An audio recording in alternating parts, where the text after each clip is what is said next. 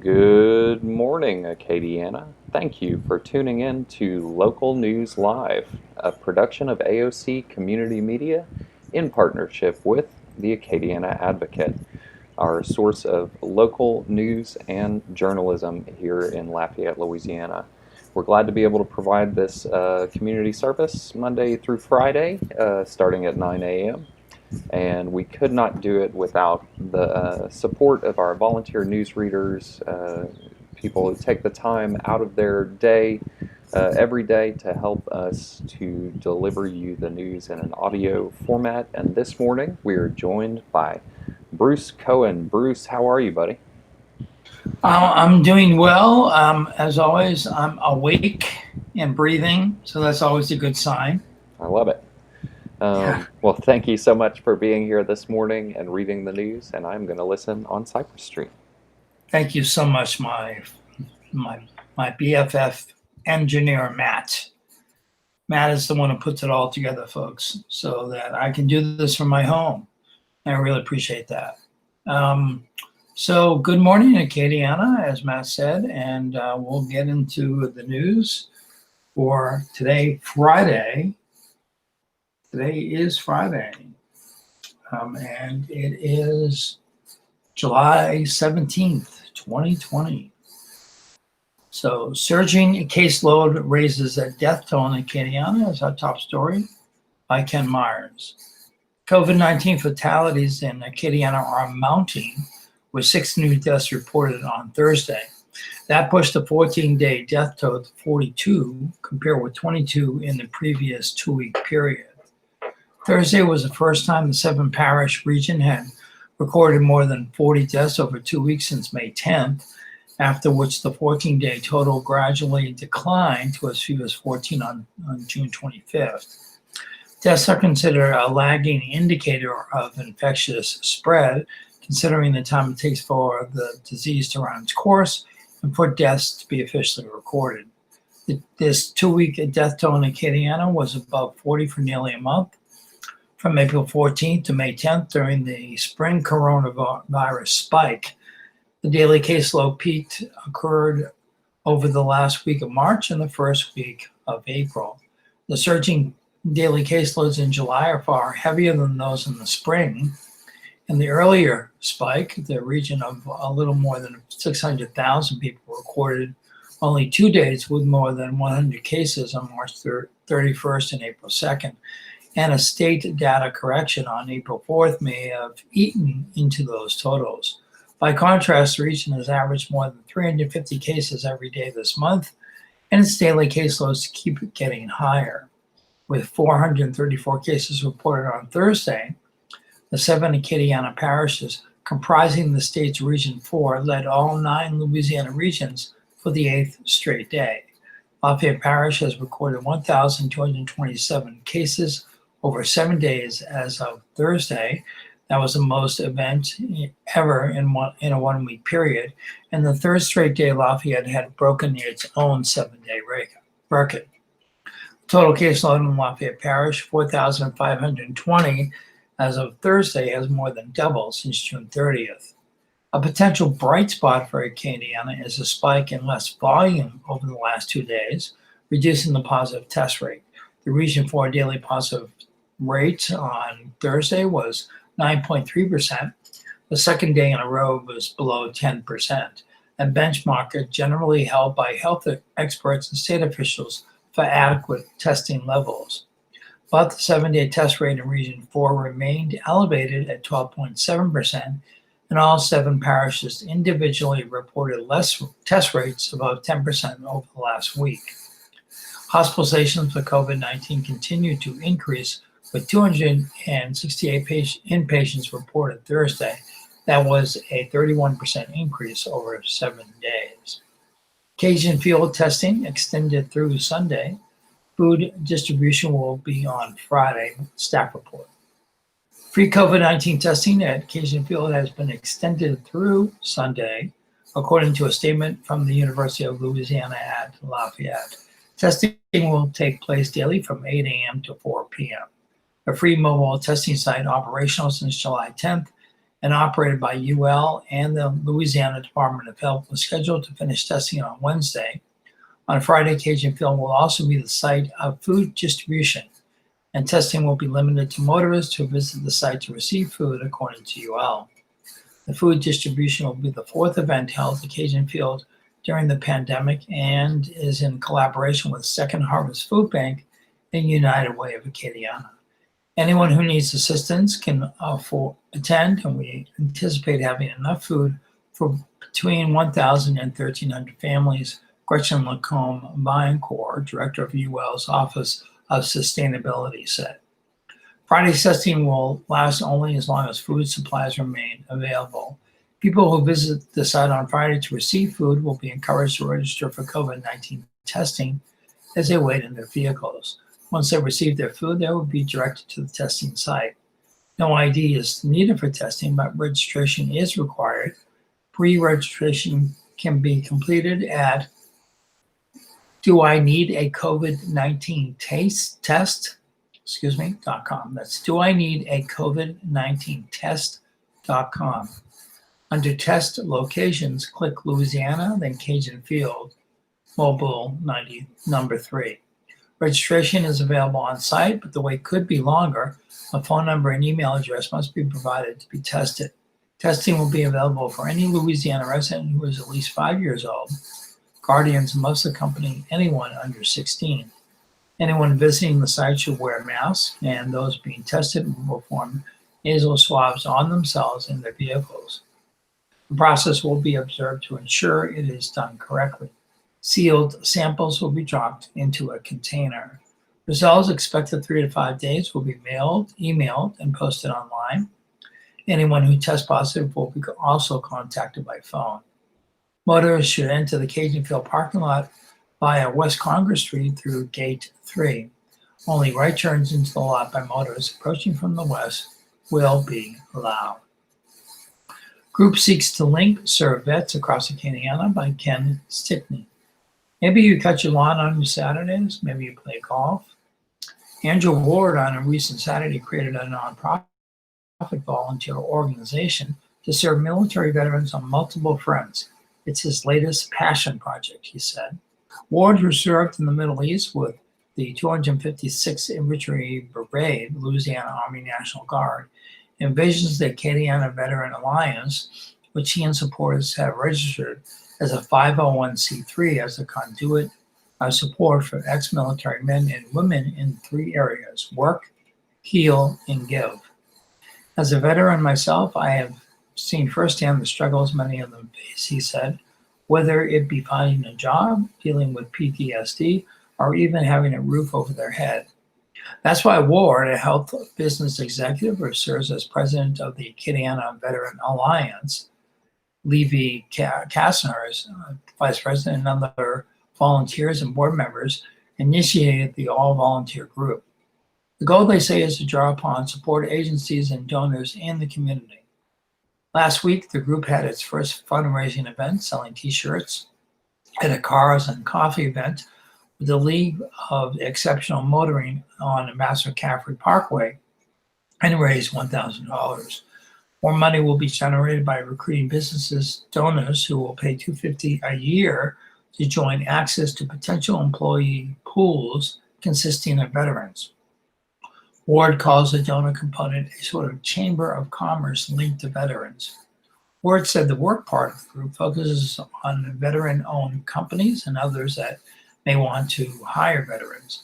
The Acadiana Veteran Alliance will work through Next Op, founded in 2014, which helps high-performing veterans transform their service training and skills for civilian employment possibilities.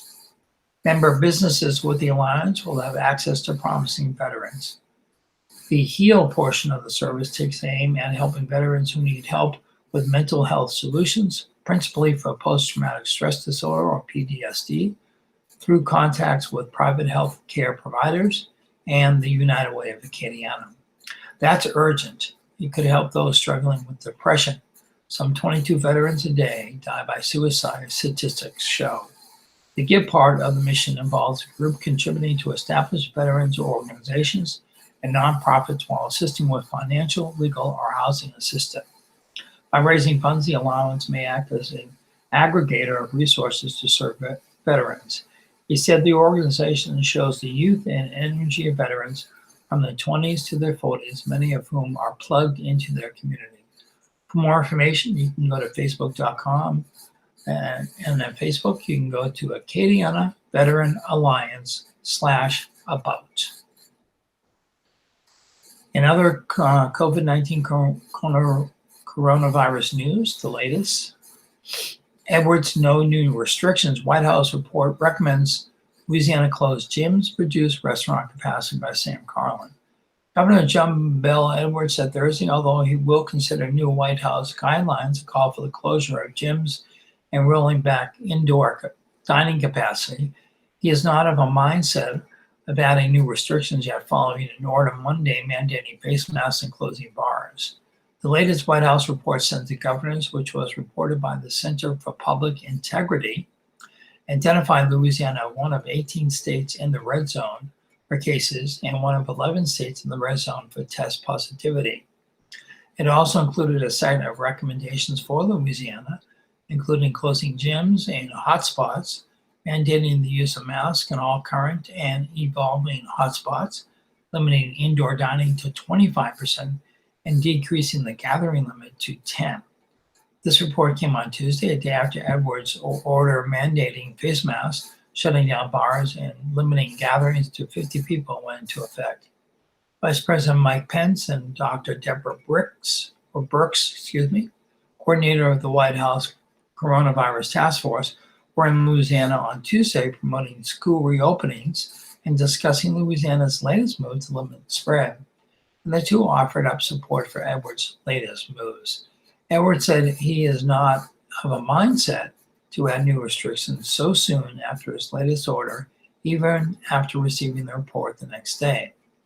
Still, the recommendations indicate that the White House views Louisiana in the same light as some of the states seeing the worst coronavirus trends in the U.S., and that more restrictions could be on the horizon if the latest changes don't stem the tide of new cases.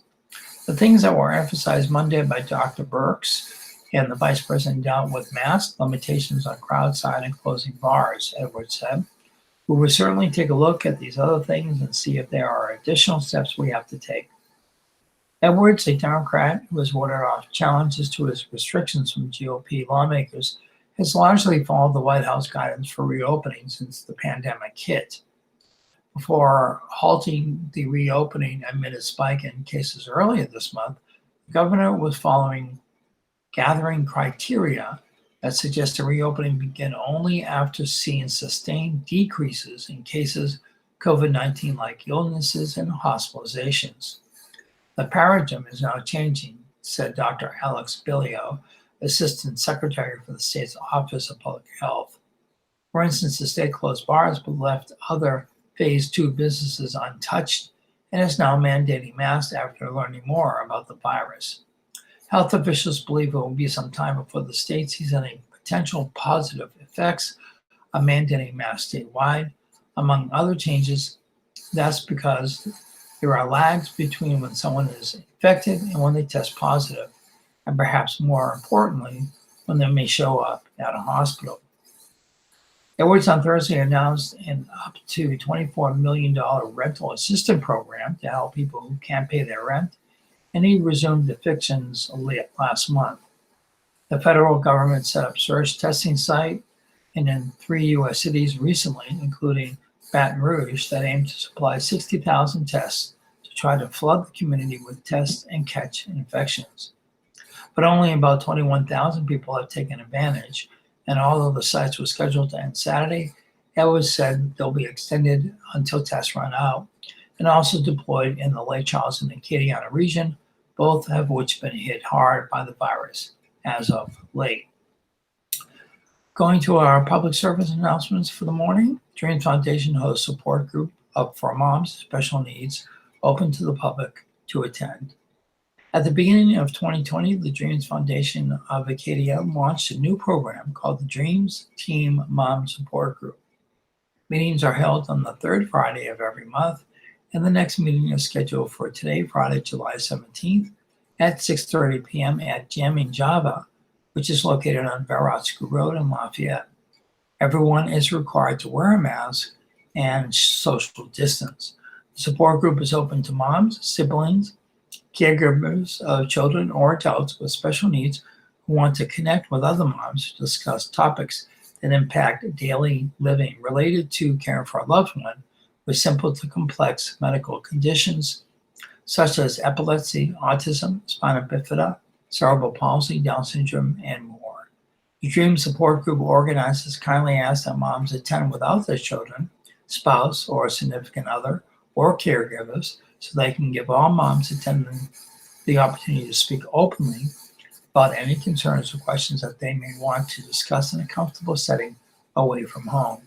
The Mom Support Group is a great avenue for complete strangers to connect over a common bond, raising a child, sibling, or loved one who has special needs, stated Dreams volunteer Paula Duhan Bernard. We welcome all moms and caregivers to attend our next meeting. RSVPs are recommended but not required. The response to the Mom Support Group has been overwhelming, and we are so fortunate to provide this free service to the community. As a matter of fact, we have received inquiries about starting a support group for dads with special needs in children and adults. That program is in the works, and we will make that announcement as details become available, stated Dreams Executive Director Danielle Watkins. For more information about the Dream Support Group for Moms, you can email dreamsfoundationaca@gmail.com. Getting back into the news, St. Landry students will start school virtually a week late. Teachers will lead from empty classrooms, by Katie Gagliano. St. Landry Parish students will begin school virtually August 20th after a unanimous vote from the school board at a Wednesday special meeting. The board voted 12-0 to begin the school year virtually after lengthy discussion about when and how to reassess the potential for in-school learning and whether the calendar allowed enough time for teacher training and for devices to be delivered to children. To allow more time, the reporting times for teachers and students will push back a week. Educators will now report on August 12th. District staff originally proposed using the first 2 days of the semester as an in-person computer training day for students as a dry run of its proposed hybrid learning plan, or an A cohort of students would report in person certain days and a B cohort would report on others. After the training days, the students would learn virtually until Labor Day, when the district would assess whether to continue with online learning or switch to the hybrid model. Board members have scrapped that plan after deciding any in-person learning is too risky. They also declined to set a hard timeline for reconsideration of the virtual learning plan. If parents want to know how they need to structure their work schedules around school attendance, a clear answer doesn't exist, the board said. Parents need the freedom to return to work, but that can't be the main thrust behind the school system's plan, they said. Schools have been looked at as the agency that must cure all of society's ills or needs, and now we're expected to take care of the economy in essence. I think if we're going to bear that burden, we need to let our guiding light be whatever is happening with the pandemic, District 13 board member Mary Ellen Donato said. Under the virtual plan, teachers will still report to their school sites to conduct instruction and participate in planning sessions, professional development, classroom management strategizing, and other administrative tasks, Superintendent Patrick Jenkins said. Being on campus guarantees that students have access to devices, reliable internet, teaching materials, and other resources. Jenkins said during the summer, it became clear instruction from home would not be possible for all teachers, some who lack reliable internet access at home. It's very important that they still report to the school sites, he said. Computers access and internet service will be critical to ensuring students have access to learning when the semester starts. Jenkins said roughly 3,500 Chromebooks are expected for delivery later this month, while another approximately 2,500 have been ordered and will hopefully arrive before the school year starts. Technology Supervisor Brian Wimberly said the district is short roughly 3,000 devices from a 1-to-1 student-to-device ratio at all schools. Jenkins said with the new devices and redistributing district devices from students with home computers to those without, every child should be equipped with a computer when school starts. Troubleshooting students' lack of internet connectivity is ongoing. Jenkins said they're working with municipalities on more affordable internet plans and hotspots being offered partially based on a parent survey wrapping Friday. They're also looking at opening school sites for longer hours to allow families to use the internet, parking mobile hotspot buses in high-speed areas, and working with a local internet service provider to connect students living in dead zones. Board members acknowledge there are downsides to the online learning setting, a lack of social emotional development through personal interactions, pitfalls for students who struggle with the online environment, and gaps that need to be filled to ensure students have equitable access to learning. Those problems can be mitigated if students are kept healthy and alive, they said. I know that children are going to lose academically, but if we keep them alive, they can catch up academically, Donato said. Before the board's vote, parents and educators expressed fear about the rising number of novel coronavirus cases in the parish and region and uncertainty about the safety of returning to a congregate school setting. Heather Fontenot, a St. Landry Parish teacher and mother, cried while sharing her anxiety about school reopening and said testimony from medical experts at a Louisiana Board of Elementary and Secondary Educational, or BESI, school reopening hearing Tuesday did little to assuage her concerns.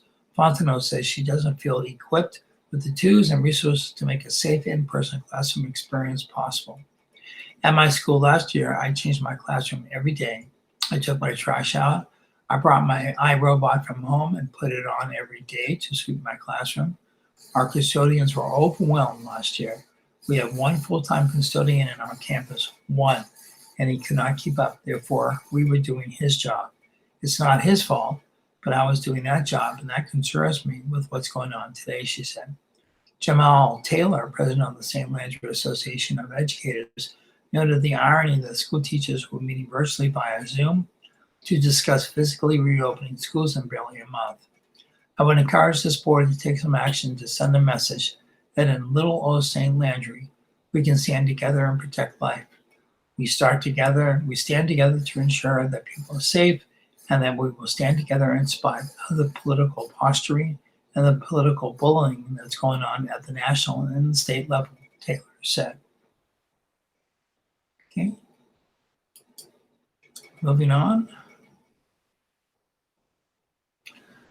Case against Howard Stalls. Attorneys for a man accused of killing police officer engaged in feud by Ben Myers.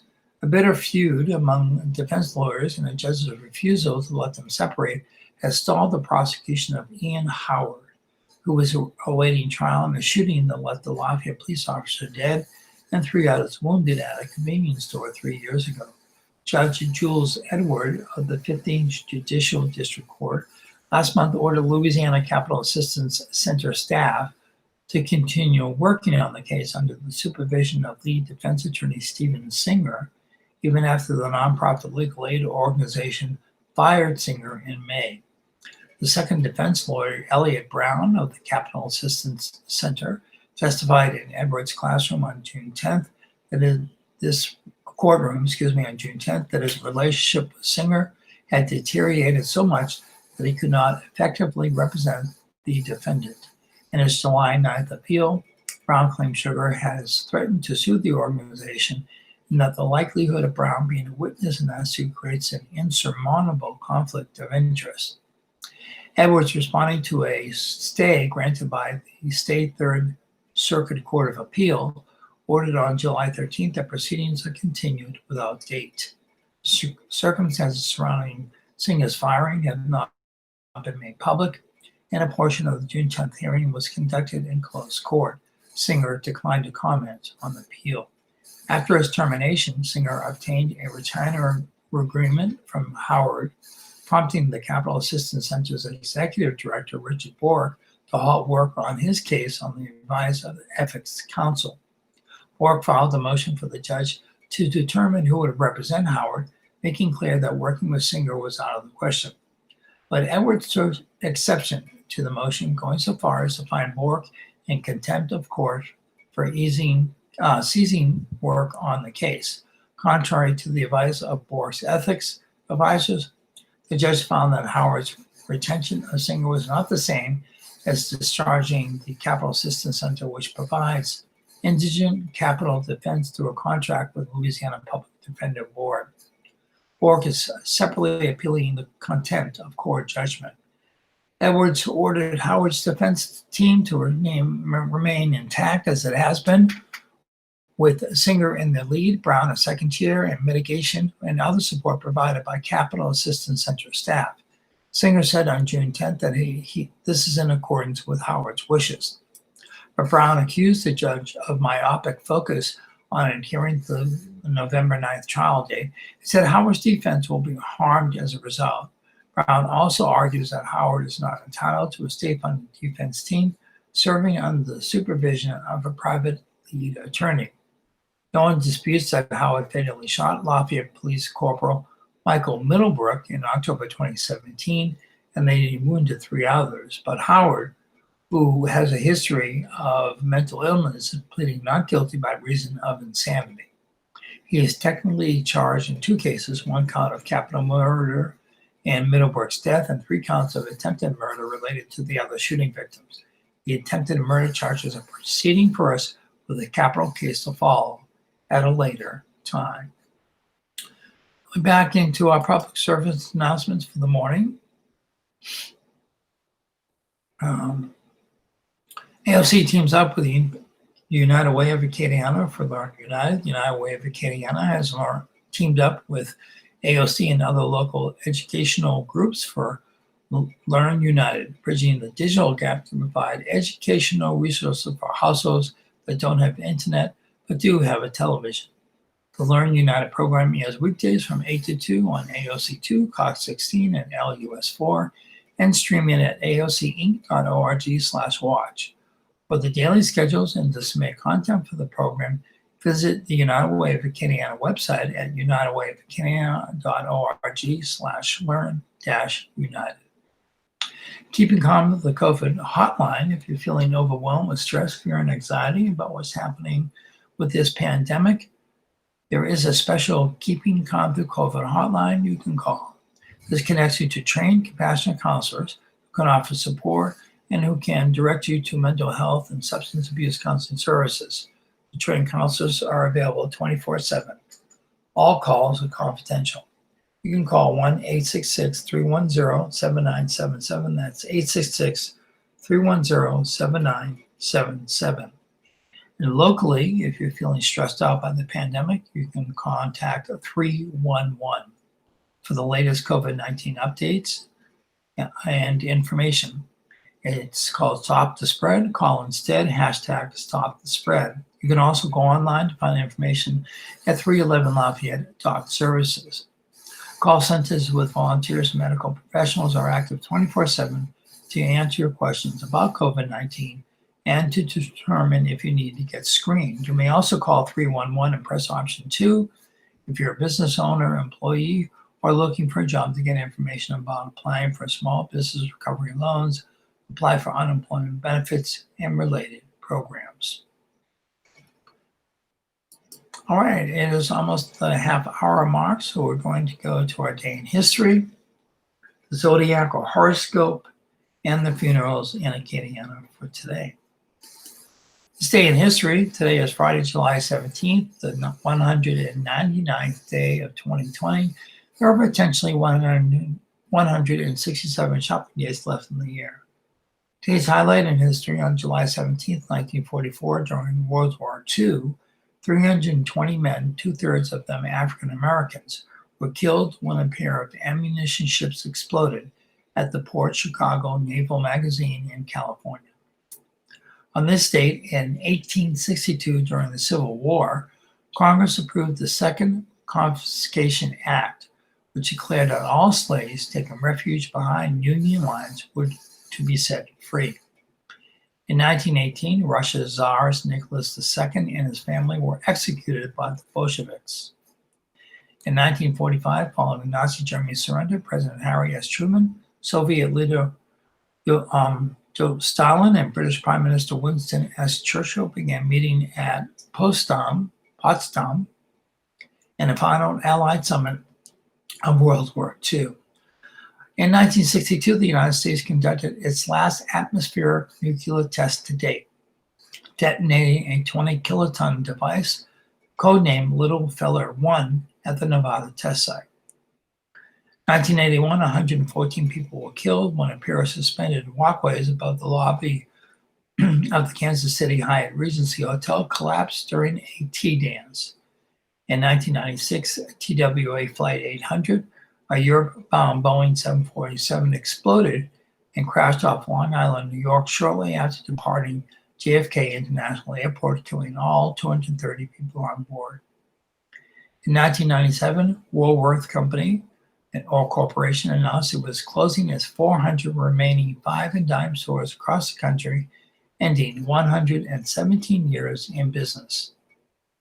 In 2007, Atlanta Falcons quarterback Michael Vick was indicted by a federal grand jury in Richmond, Virginia, on charges related to competitive dog fighting. Vick later admitted bankrolling the dogfighting operation and helping to kill 6 to 8 dogs. He served 23 months in federal custody, the last 60 days in home confinement. In 2014, Eric Garner, an unarmed black man accused of selling loose, untaxed cigarettes, died shortly after being wrestled to the ground by New York City police officers.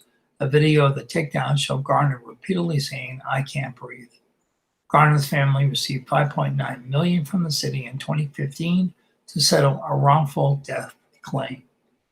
10 years ago, thousands of gay and lesbian people from around Europe marched through Poland's capital, Warsaw, to demand equal rights and more tolerance in the heavily Roman Catholic nation. 5 years ago, more than 1,000 people attended an interfaith service in Chattanooga, Tennessee, to mourn 4 Marines who have been shot to death at a reserve facility by a Kuwaiti-born gunman. 1 year ago, Mexican drug kingpin Joaquin El Chapo Guzman was sentenced to life behind bars in a U.S. prison.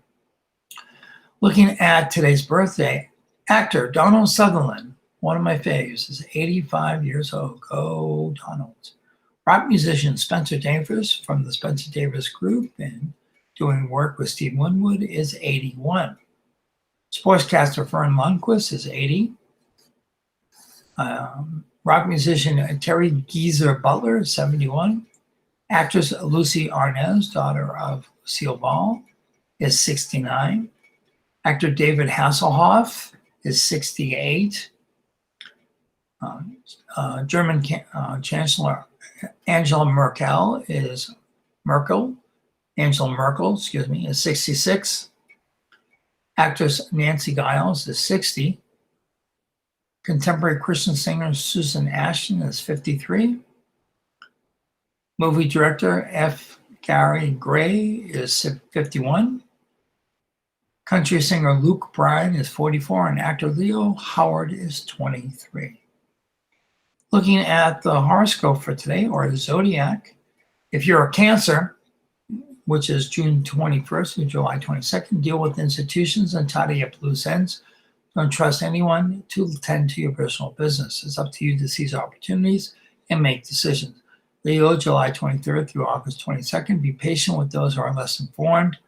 Take care of important matters, organize and prepare properly to make an impression and get ahead. Virgos, my birth sign, August 23rd through September 22nd. Don't let emotional issues interfere with your plans. Separate personal and professional matters and focus on one thing at a time. A change you implement will prompt a new opportunity.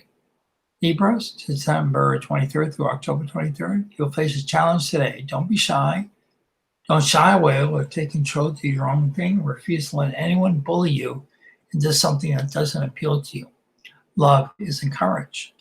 Scorpio, October 24th through November 22nd. Take care of the needs of friends and relatives. Look over investments carefully and do what makes you feel comfortable. Don't spend money unnecessarily. Put your creative imagination to good use. Sagittarius, November 23rd through December 21st. Do whatever it takes to ensure you don't give someone the wrong impression. Send a clear message and leave nothing to chance, and you will get respect and honesty in return. Capricorn, December 22nd through January 19th. A disagreement will set you back. Stay calm, look for solutions, and be willing to make a change. Give others the freedom you want, and go about your own business. Aquarius, January 20th through February 19th. Take a break, sit back, relax, and pamper yourself. Clear a space that will accommodate something that you enjoy doing. Romance will bring you closer to a loved one. Pisces, February 20th through March 20th. Don't make gestures that don't reflect your true feelings. Sending someone the wrong message will put you in a vulnerable position. Be straight and tell it like it is. Aries, March 21st through April 19th. Keep your opinions to yourself until you have all the facts. Getting into a scruffle unprepared will set you back. Look for clues that will help you do what's right. Taurus, April 20th through May 20th. Give only what's fair. If someone pushes you to dig deeper into your pockets, be prepared to walk away. You may thrive on change, but you also need to be in control. Gemini, May 21st through June 20th. Emotional matters will escalate if honesty doesn't prevail. Choose your words carefully to avoid being reminded of past mistakes. And don't let ego come between you and what's right. And as always, folks, the horoscope is an entertainment feature, not based on scientific fact. The funerals in the Acadiana area today are Harold Brashear, Lafayette Memorial Park, 2111 West Pinhook Road with Lafayette at 11 a.m. Camille Broussard, Our Lady of the Holy Rosary Catholic Church in Kaplan at 1 p.m. Lewis Hanks, Kesey Ferguson Funeral Home at 3:30 p.m. Mary Marcel, Sunrise Chapel at Walter's Funeral Home, 2424 North University Ave in Lafayette at 2 p.m. Jude Pastor, St. Pius X Catholic Church in Lafayette at 11 a.m. Dorothy Ritchie, the Cathedral of St. John the Evangelist at 10 a.m. Melbourne Savoy, Evangeline Memorial Gardens Chapel in Carrico at 11 a.m.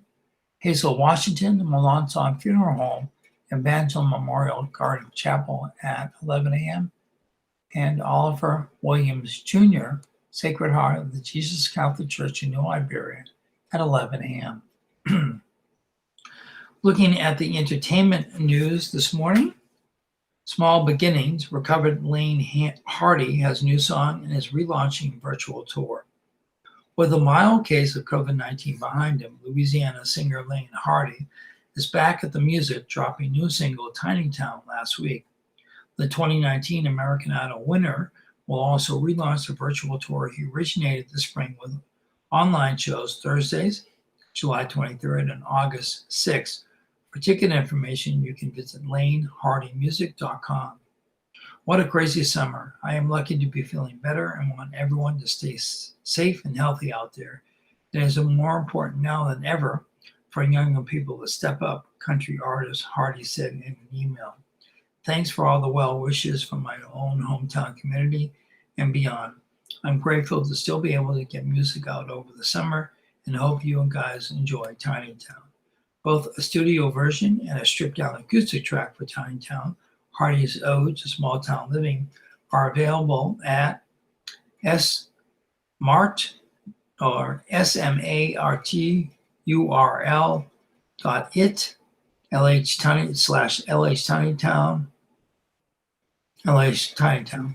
That's basically it. Or just go to Lane Hardy and you'll find it. Lane as in L-A-I-N-E, not L-A-N-E. L-A-I-N-E Hardy. Michael Tyler wrote the song, which was produced by Michael Knox, who's also worked with country singers Jason Aldean and Thomas Rhett. Better than late than never, John Schneider Beau's Extravaganza is this weekend in Holden. There are belated birthdays, but John Schneider's 60th Spin Around the Sun takes the cake. First planned for April 17th through the 19th, but postponed due to the coronavirus pandemic.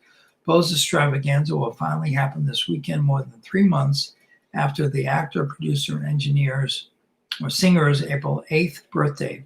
Schneider is hosting the birthday bash for the third year at John Schneider Studios in Holden, which is 150 acres off US 190 in Holden. That was formerly Camp Singing Waters. Adjacent to the Tickfaw River, the land offers ponds, a bamboo forest, trails, camping, and lodging, in addition to its film production spaces. The good news is we've already been an outdoor event, so we're in phase 2 compliant and all that kind of stuff. We're good to go finally, Schneider said of the meeting. Restrictions imposed as Louisiana slowly opens again. We've got our permits and we've been inspected. We've been ready without having no change much. The live music will be headlined by the Bellamy Brothers, Schneider, Cody McCarver from Confederate Railroad, Joel Saunier and the Louisiana Yard Dogs, the Chase Tyler Band, Keith Burns from Triponi, Jacob Leday, Andrew Pope, Jared Lane, local country music artists, Tennessee Outlaw Country, and Presley and Taylor. And you can find more information by just looking up Schneider on the internet, on the website. And you might remember Schneider from being an actor in The Dukes of Hazzard. He was the blonde-haired actor in that show for many years. Okay, that's it for entertainment news. And going back into the regular news articles for today. Red River Parish claim of counting error refuted by Jeff Adelson and Sam Carlin. The Louisiana Department of Health shut down claims by Red River Parish's government that the state was inflating coronavirus cases, saying the rural parish's claims were the result of officials they are misunderstanding information they had received about affected individuals in their community. In a widely shared Facebook post on Tuesday, Red River's Office of Homeland Security and Emergency Preparedness claimed it had reviewed a list of parish coronavirus patients and found only 58 cases, far fewer than the official state count of 96 cases. The posting, which came shortly before the parish announced it would opt out of the statewide mask mandate, alleged the state was inflating coronavirus numbers by counting the same people multiple times. Perhaps the strongest rebuttal came early Thursday from Dr. Martha White, the medical director for the Department of Health region that covers Red River and the rest of the Shreveport area. For all asking about Red River posting about incorrect data, I can list every name and date of birth of 98 different people, White said. They are not duplicates. I won't, but I can. It is correct on the state dashboard, period. In a statement, the agency said that 2 department reviews of Red River Parish data did not receive the same conclusion as the parish. LDH will be sitting down with the Office of Emergency Preparedness representatives to explain the data they are receiving. The Red River Parish Office of Homeland Security and Emergency Preparedness did not respond to messages Thursday for comment. Red River's claims appear to trace back to a list of coronavirus-infected residents the state has been providing to public safety organizations since early in the pandemic. Dr. Alex Bilio, the Assistant Secretary for the Office of Public Health, said during a news conference on the state's coronavirus response later Thursday, those lists are intended to alert first responders to situations where they might need protective equipment or PPE to prevent infection. Bilio suggested Red River Parish officials may not have realized the list of coronavirus cases only included individuals that had recently tested positive and not a full account of anyone in the parish that had ever been diagnosed with the virus. Edward signed civil litigation reform bill. Law aims to lower car insurance rates by Mark Ballard, Capitol Bureau editor. Through debate and negotiations had gone on for years, a deal on legislation to limit civil trials in hopes of lowering auto insurance rates didn't really make progress until the final days of the Louisiana legislature's recent special session.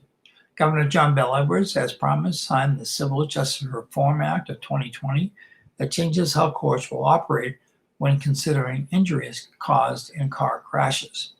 He signed House Bill 57 without fanfare. The new law becomes effective January 1st. The measure had long been sought by business and insurance communities that claimed Louisiana's civil justice system promoted the lawsuits that helped drive up insurance rates and some of the highest in the nation. But judges, lawyers, and medical providers countered that significant harm would be caused by the changes wanted, limiting injured people's recoveries and upsetting judicial procedures, all without any guarantee that insurance rates would fall. The Civil Justice Reform Act of 2020 will create a major change in how the public and business leaders across the country perceive Louisiana's businesses' climate. It should help reduce the cost of insurance, House Speaker Clay Schneckseider, Republican from Gonzales, said in a text Thursday after learning that the bill he sponsored was signed into law. After all the effort, however, on June 28, just 2 days before back-to-back sessions were set to adjourn on June 30th, no agreement has been made on the bill the supporters call tort reform. After the House and Senate retired for the night, a group headed up to a windowless conference rooms between the 4th and 5th floors of the state capitol. It was the first time since we started on tort reform 2 years ago that we all sat down in the same room, said State Representative Jay Leno, Democrat from Alexandria, and a lawyer who represents injured people seeking recompense from insurance companies.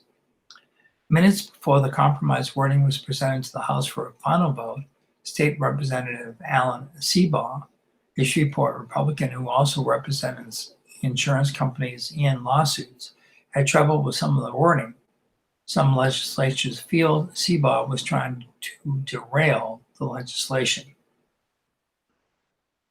And the legislation also forbids the mentioning of the defendant's driver's insurance company and policy except at the beginning of the end of the trial. Insurers argue that juries tend to render higher awards when they know that an insurance company will be paying instead of an individual. The new law also repeals the 2 sentences in state law that forbids using failure to wear seatbelts as a way to reduce what is owed for injuries caused in a car wreck. Whether the injured person was wearing a seatbelt now will be allowed into the trial. The bill also excludes these charges on lawsuits claiming medical malpractice and those against local and state government. Court orders Bayou Bridge firm to pay $30,000 to landowners by Sarah Sneath. A Louisiana appeals court on Thursday ordered the company that built the Bayou Bridge pipeline to pay a group of landowners $30,000 plus legal fees for building the pipeline on the land before the company had the legal right to do so. 3 landowners will receive $10,000 apiece. The company got permission to build on the property through eminent domain, but not until it had already begun construction. The primary owner of the 163-mile pipeline is Energy Transfer Partners, which completed the project in March of 2019. The pipeline transports crude oil from Lake Charles to refineries and chemical facilities in St. James Parish. One of the landowners, Peter Allistead, sued in July 2018 to stop construction on the property by Bayou Bridge Pipeline LLC, the builder, which is an affiliate of Energy Transfer Partners. Shortly after, the company began eminent domain proceedings to build on the jointly owned land. In response, 3 landowners sued for trespass for violating their constitutional right to due process. A lower court found the pipeline company had indeed trespassed by beginning construction before it had permission to do so, and a judge awarded the 3 landowners $75 apiece for trespass damages, but the trial court did not order additional damages, and the landowners appealed the decision. Alexis Daniel, a spokesperson for Energy Transfer Partners, said the company does not comment on legal proceedings. Misha Mitchell, an attorney with the Chaffalay Basin Keeper and co-counsel for the landowners, said court-right penalties are a form of acknowledgement of landowners' legal rights. Basically, it sends a message to those oil and gas companies that they are not above the law, she said. I hope it will encourage more people to know and stand up for their rights. In New Orleans, bankruptcy judge won't unseal church records. Documents outline handling a priest accused of abuse by Ramon Antonio Vargas. A federal bankruptcy judge Thursday decided she will not unseal reams of documents outlining how the Archdiocese of New Orleans handled sexual molestation allegations against a priest accused of molesting numerous children, though she said she will almost certainly revisit the issue again later. Essentially, U.S. bankruptcy judge Meredith Grable concluded that a claimant's request that she publicly release documents pertaining to his alleged abuser, Lawrence Hecker, was made in the wrong forum. The claimant's attorneys made the request while objecting to a motion from the Archdiocese to continue paying certain lawyers after filing for Chapter 11 bankruptcy protections on May 1st. The plaintiff's legal team argued those attorneys who haven't been identified stand accused of helping the church cover up the truth about Hecker and other clergy accused of being predators. The Grable said she needed to be asked explicitly to either overturn a prior ruling in Orleans Parish Civil District Court that shielded the document's public release, or to return the case to the courthouse so the judge who initially issued the order can be urged to reconsider. The plaintiff, who was not named in court filings, alleged that Hecker followed him and other boys at St. Joseph School in Gretna in 1968. The plaintiff's lawyers said the client is one of Hecker's countless victims, and they assert his supervisors never turned him over to police to be prosecuted for crimes that could still be punished. The Archdiocese said the bankruptcy filing's primary goal was to allow the church to straighten its books after the coronavirus pandemic and the cost of litigating abuse cases dealt it significant financial blows. Jobless claims across Louisiana drop again. More than 312,000 still out of work by Kristen Mossbrucker.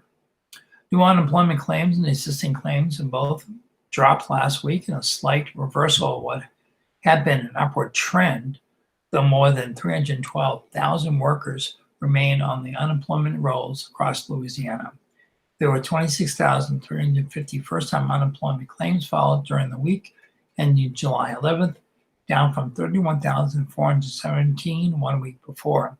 Existing unemployment claims decreased as well to 312,893 last week, from 313,257 the week before. Total jobless claims peaked at 344,389 for Louisiana residents on May 23rd. In Louisiana, new unemployment claims for workers in food services and accommodation continue to lead statewide job losses, with 4,296 new claims, followed by 3,262 unclassified workers, 3,172 in retail trade, and 3,172 in construction. Turning to the sports world, football coaches weigh in on new season. Majority polls say start could come after October 1st. An old school stereotype of football coaches is they can get pretty negative at times. Many of them feel more comfortable publicly discussing bad plays, shortcomings, and losses rather than the positive aspects of their team's play. That's not necessarily the case with football coaches in the Acadiana area, especially during this pandemic. To get a pulse of what head coaches in the 6-parish area we cover are thinking these days, I conducted an anonymous poll. The question prompted their best guess on and if when the 2020 football season would begin. This article doesn't state who wrote it. It may be Kevin Foote, I'm not sure, but whoever wrote the article is talking from the first person. That's not necessarily the case with football coaches in the Acadiana when we talk about that.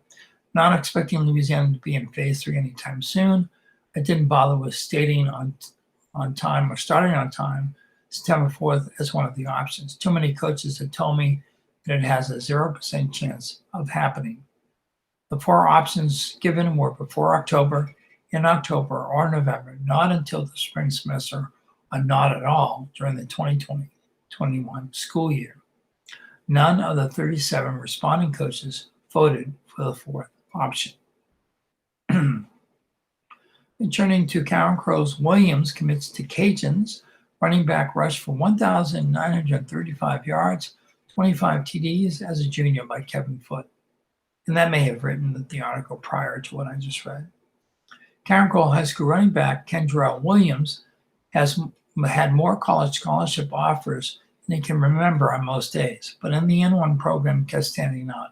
So the returning Acadian Advocate All-Metro first team back ended the speculation Wednesday by committing to the UL Raging Cajuns.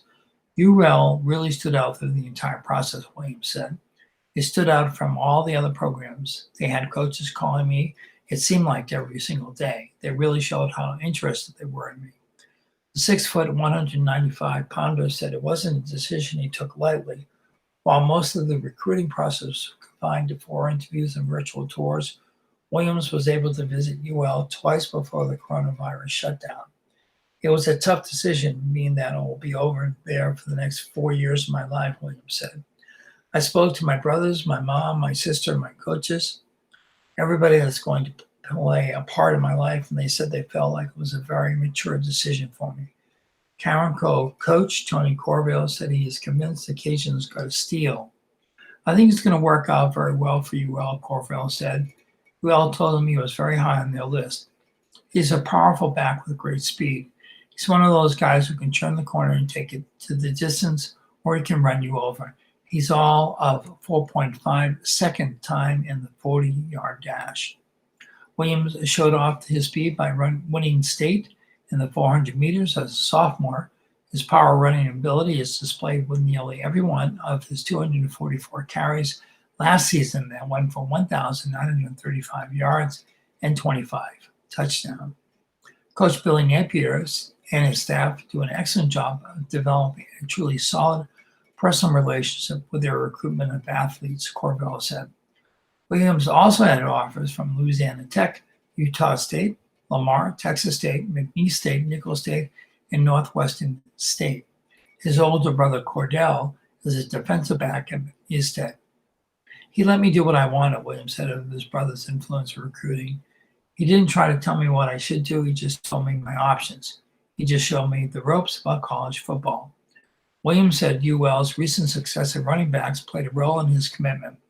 Trey Rega and Elijah Mitchell are both on the Doak Walker watch list, and Raymond Calais was drafted in the 7th round by the Tampa Bay Buccaneers in April. I feel like my running style fits with what a UL does, said Williams, who is also a state championship wrestler at Karen Crow. I've watched how Trey and Elijah and Raymond run, and I feel like my style really fits UL's offensive scheme.